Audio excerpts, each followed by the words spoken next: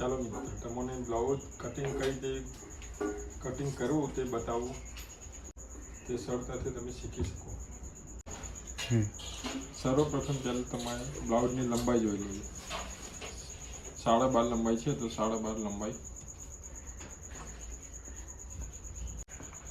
છાતીનું માપ 7.5 છે તો આગળનો ભાગ 7.5। કમર જોઈ લેવી।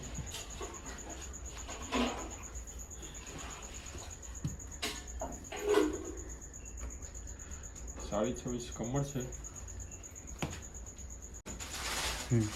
બાયનો ભાગ જોઈ લઈએ। બાય લંબાઈ કેટલી છે? 8.5 ની બાય છે।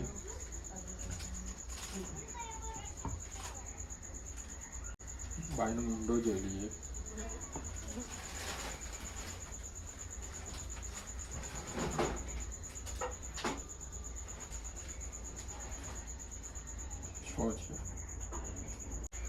ચાલો ભાઈઓ, 12.5 લંબાઈ છે એટલે એનું ગળું કેટલું નીચે ઉતારવું એ જોઈ લઈએ।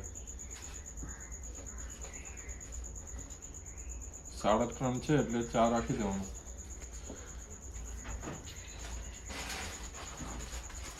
12.5 લંબાઈ છે એટલે 13.5 કટિંગ જોડે રાખવું।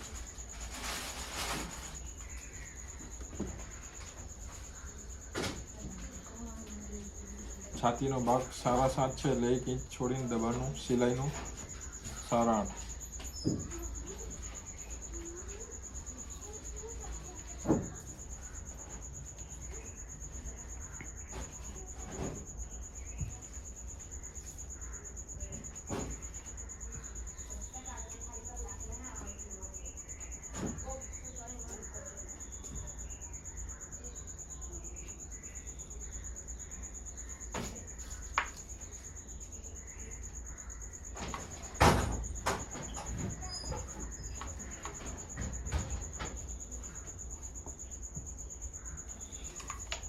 ચાલો શોલ્ડરનો ભાગ જોઈ લઈએ। શોલ્ડર છે 11 એટલે તમારે 3 ઇંચ છોડીને બાયનો શેપ આપી દેવાનો। 4.5 ઊંડો રાખવાનો।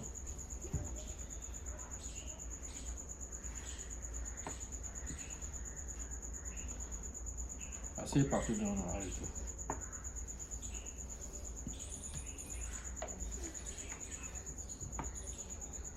ચાલો તમે જોઈ શકો છો પાછળનો બેક સાઈડ ગળું પાછળનો ભાગ આવી ગયો છે। હવે આપણે કટોરીનો ભાગ લઈએ।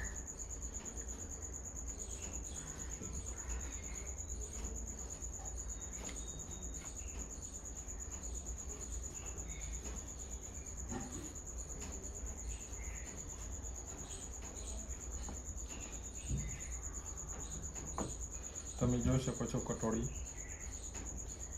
તૈયાર થઈ ગઈ। એ કટોરીનો સાઈડ પરનો જે ભાગ છે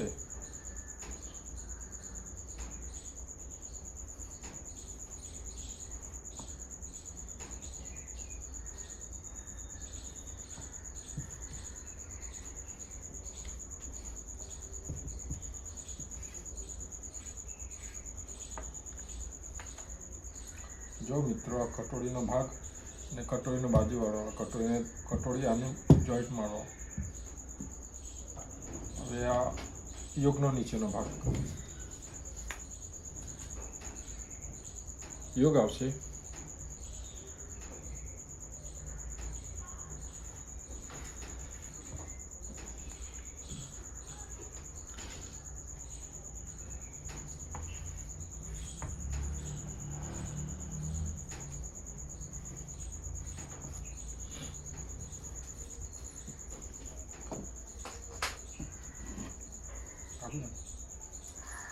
બરાબર ચાલો મિત્રો આપણે પાછળનો ભાગ લઈ લઈએ।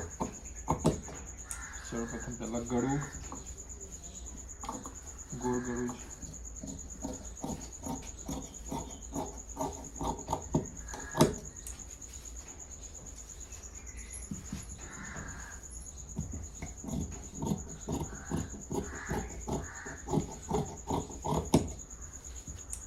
બાયનો મુંડો છે, આ પાછળનું ગળું છે। હવે આ પાછળનો બેક સાઈડ પટી ગયો. હવે કટોરીનો ભાગ કાપી લઈએ.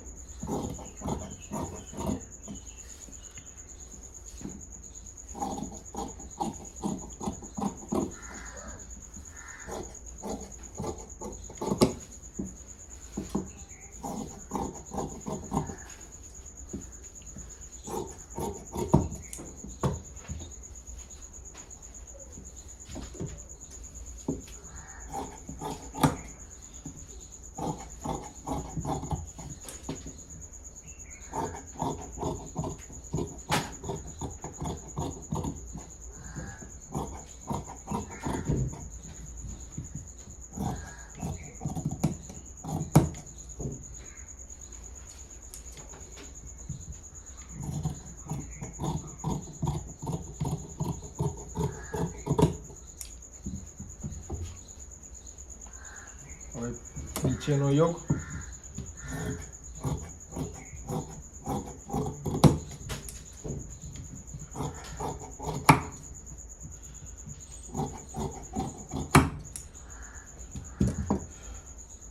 હવે આગળનો બધો ભાગ કપાઈ ગયો. હવે છે બાય કાપવાની છે આપણે. ચાલો મિત્રો, હવે બાયનું કટિંગ પર આપણે કટિંગ કરવાનું છે. 8.5 લંબાઈ છે બાય લંબાઈ, એટલે 8.5 છે એટલે 9.5 1 ઇંચ દબાણ છોડી કરવાનું છે. 3 ઇંચનો મૂંડો રાખવાનો બાય મૂંડો. 6 મૂંડો છે એટલે 1 ઇંચનું દબાણ કરીને 7 કરવાનું છે. મોડી જોઈ શકો છો આપણે.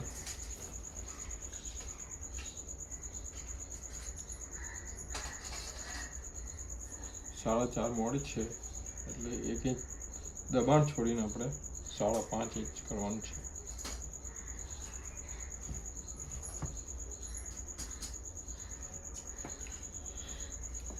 ચાલો મિત્રો, હવે બાયનું માપ આવી ગયું. હવે એને કટિંગ કરી દઈએ.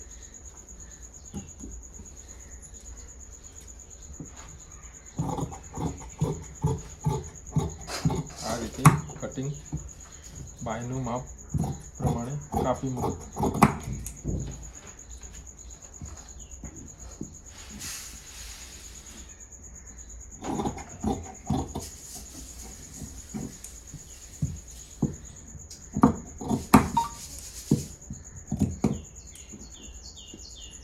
આ રીતે ચેકો મૂકી દેવાનું. સાદે બાઈ છે એટલે આગળનો ભાગનો થોડો ગાર આપી દેવાનો, જેથી કરીને આગળનો અને પાછળનો ભાગ ખબર પડે બેસાડવા માટે.